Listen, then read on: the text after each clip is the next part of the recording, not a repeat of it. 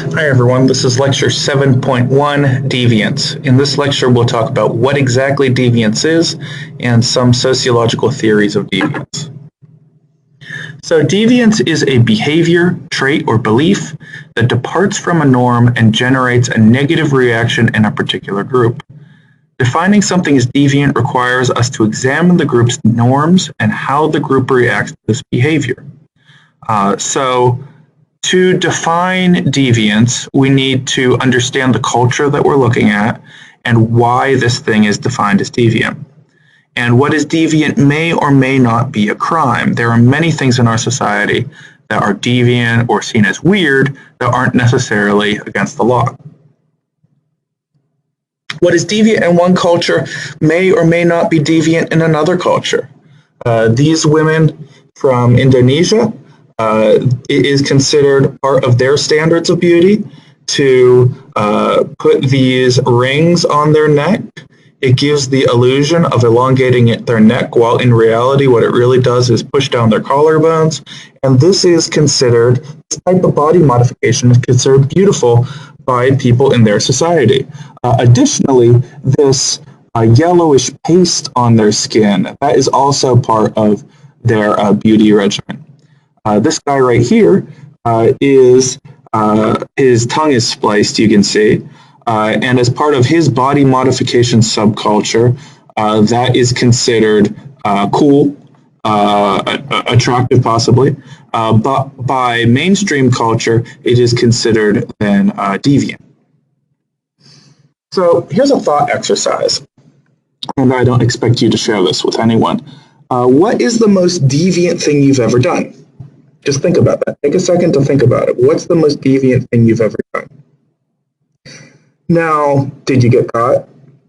If you did get caught, probably the worst thing possible didn't happen to you, right? A lesser version of the worst thing probably happened to you. And if you didn't get caught, what could have happened to you, right?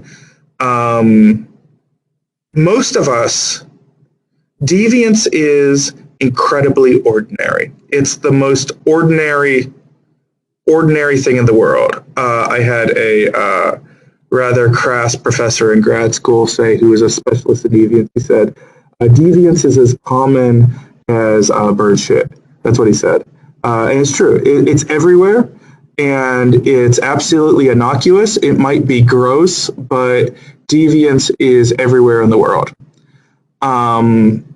The difference between us, who do deviance and don't really talk about it, and criminals, is that criminals have been caught. Criminals have been labeled. We have agreed to call criminals criminals, while the rest of the world, we go about doing our deviance with relatively little repercussions. Most people have committed criminally deviant acts of one kind or another in their lifetimes, and if you haven't, you might at some point. The difference is that people get caught are the ones that are labeled as being deviant. So let's talk about some theories of deviance to try to make those rather bold statements make sense. Conflict theory has some to say about deviance. Functionalism has more to say about deviance, and symbolic interactionism also has a lot to say about deviance. So we'll talk about each of those in detail. So conflict theory sees deviance as the result of social conflict, as it sees everything being the result of social conflict. From this perspective, in order for the powerful to maintain their power, they marginalize and criminalize the people who threaten their power. So from this perspective, the people that are said to be criminals are criminals because they in some way threaten authority. And inequality is reproduced in the way that deviance is defined. So the way we decide who is dangerous and who is not dangerous from this perspective is that the dangerous ones are the ones that threaten the status quo. An example of a highly deviant individual from this perspective would be Eugene Debs. Debs was the socialist candidate for president in the year 1900, 1904, 1908, 1912, and 1920. Debs was in prison for sedition in the year 1918. If you're not familiar with historic laws, sedition was a crime that involved questioning the government and encouraging people to question the government. Obviously, there were First Amendment issues with those crimes, and they were struck down by the Supreme Court, but they were official laws for a while. The way Debs was put in prison was he encouraged people to resist the World War I draft. So while he was in prison after 1918, he ran for president again in the year 1920. So there we see a button from his 1920 run for president convict number 9653. He actually ran for president while he was in prison. Debs said, the class which has the power to rob upon a large scale has also the power to control the government and legalize their robbery. That is a conflict theorist statement of deviance. So what he's saying there is the people who are deciding what is wrong have the power to make what they want to do legal, right? So it is very much talking about oppressors and oppressed, those kinds of ideas. An example of labeling individuals as deviant who threaten the status quo. In 2001, the Occupy Wall Street movement set up protests in public spaces to call attention to issues of social inequality. This is where this concept we have in our society now of we are the 99%, right? That 99% of the population has relatively little wealth, while 1% of society controls most of the money. This is not something that was part of our collective consciousness prior to that moment. In the media, Occupy Wall Street protesters were portrayed as being crazy, smelly extremists, right?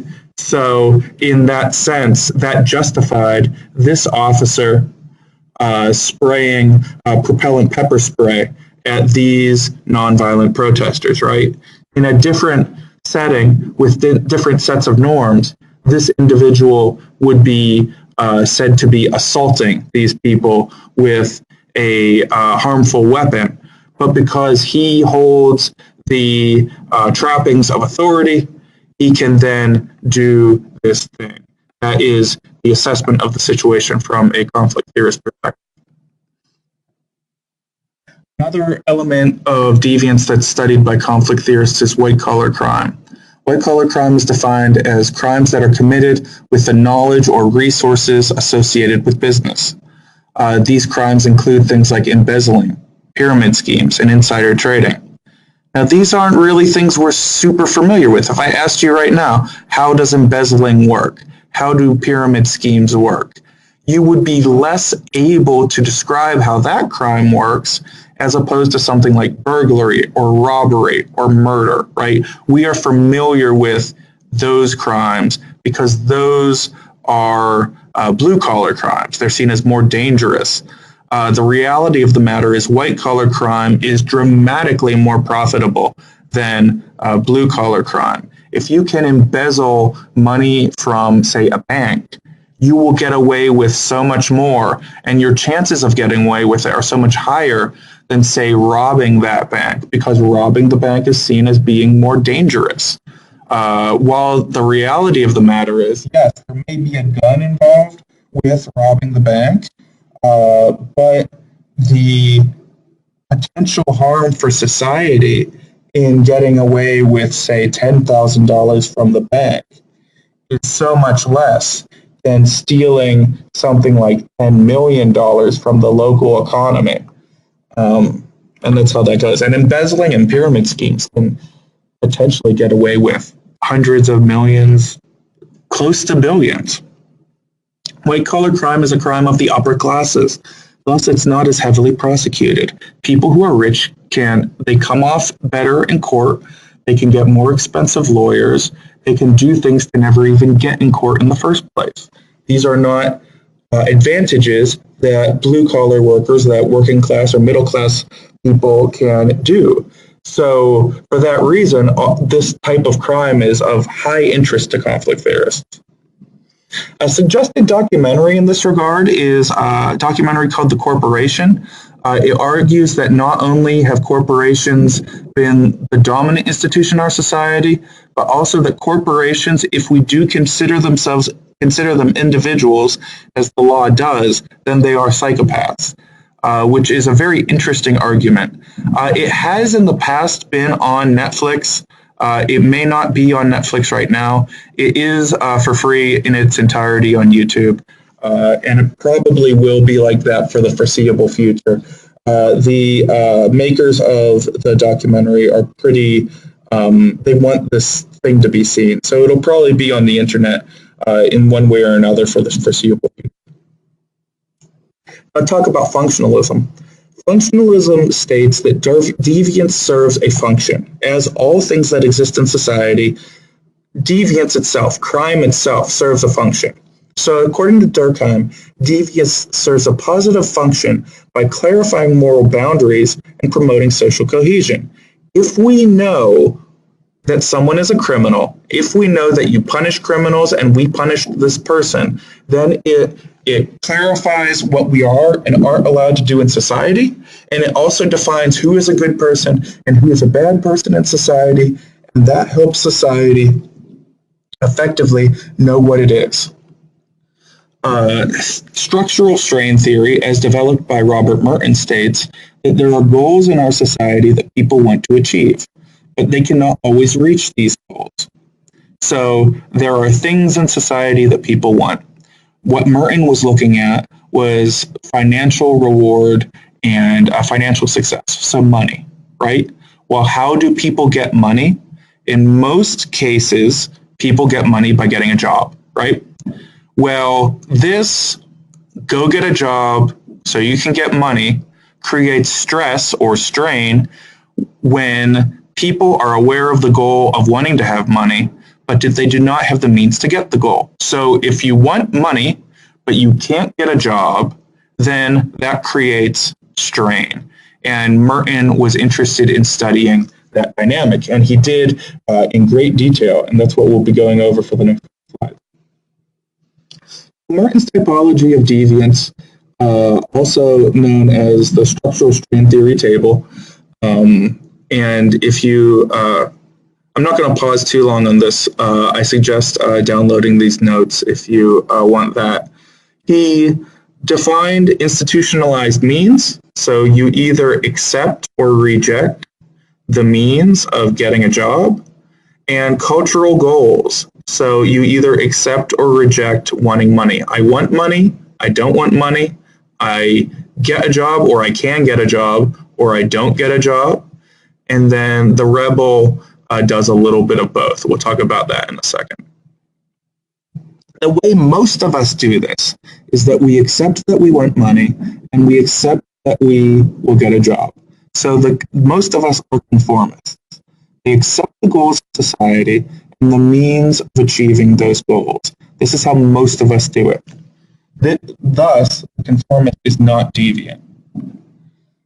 Some of us, though, accept that we want money, but reject or are unable to get a job. Thus, the innovator accepts the goal of society, but they look for new or innovative ways of achieving those goals.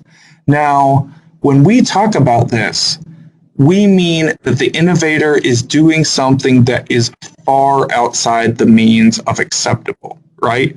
We are not talking about an innovative business that comes up with a new food truck or a new type of cupcake or whatever, right? We are talking about a drug dealer, right? We are talking about potentially a sex worker.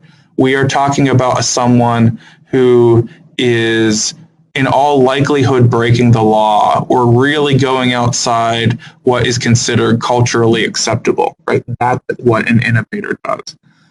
Don't get confused that a food truck owner is an innovator unless they're selling drugs out the back of their truck too. The ritualist then rejects that they want money, but accepts that they should have a job. And this one's really hard for a lot of us to understand. A ritualist is not interested in the goals of society, but they do accept the means of achieving those goals.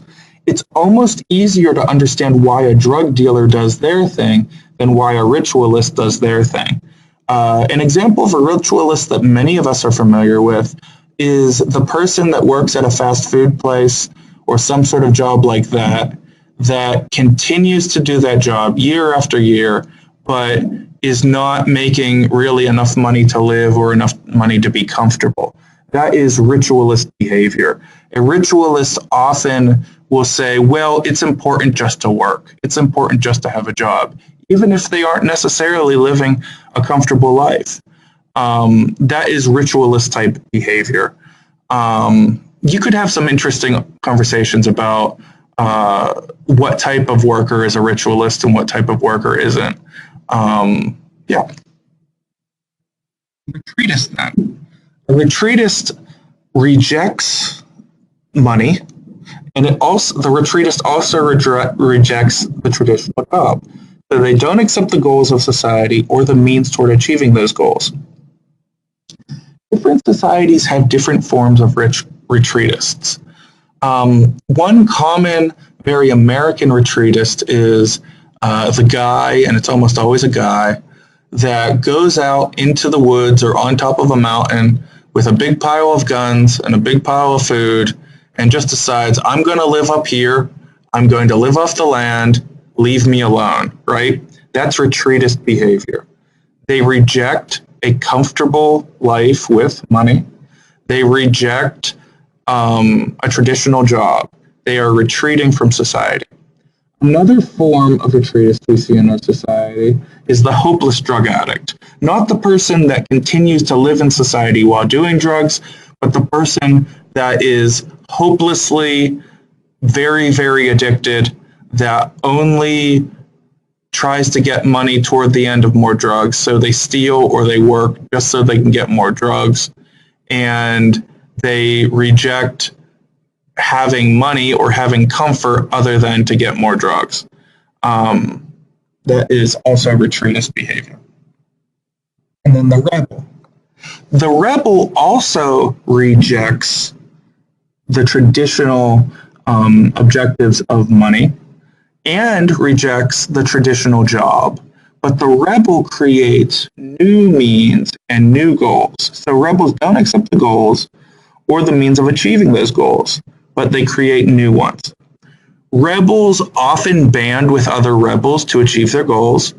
In some societies, rebels gain enough numbers to actually have a real rebellion and overthrow the government and change the way things are. In our society, we haven't had much of that in our history. One historic example of a rebel group are the Black Panthers. The Black Panthers rejected capitalist production, and they rejected the way of getting that and what that meant.